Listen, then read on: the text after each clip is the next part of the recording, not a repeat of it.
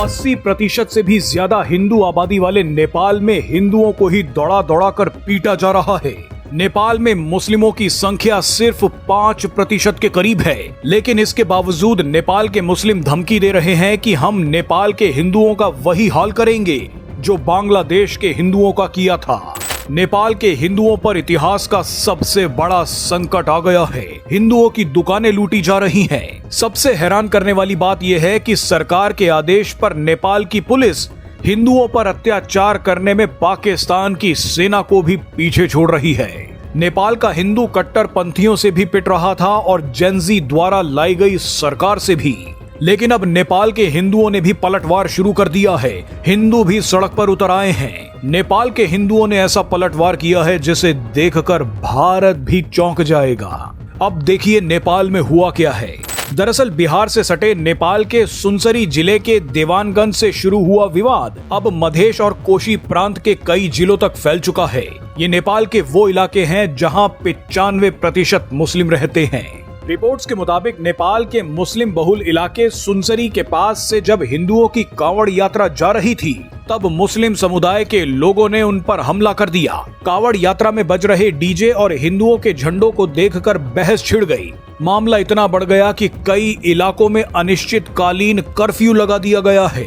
सोचिए, नेपाल के हिंदू कांवड़ यात्रा तक नहीं निकाल पा रहे, डीजे पर अपने भजन नहीं बजा पा रहे, अपने धर्म का झंडा तक नहीं उठा पा रहे।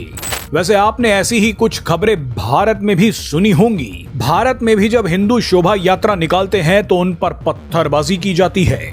बहरहाल खबरें सामने आ रही हैं कि नेपाल की जेनजी ने जिस बालेन शाह को प्रधानमंत्री बनवाया था, वही बालेन शाह नेपाल के लोगों को कट्टरपंथियों से बचाने में नाकाम रहे।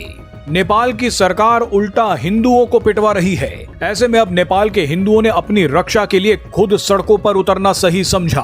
कुछ जगहों पर नेपाल के हिंदुओं ने सांकेतिक तौर पर मुस्लिमों की टोपियां जला दी। नेपाल के हिंदुओं ने एक बार फिर नेपाल को हिंदू राष्ट्र बनाने की मांग शुरू कर दी है।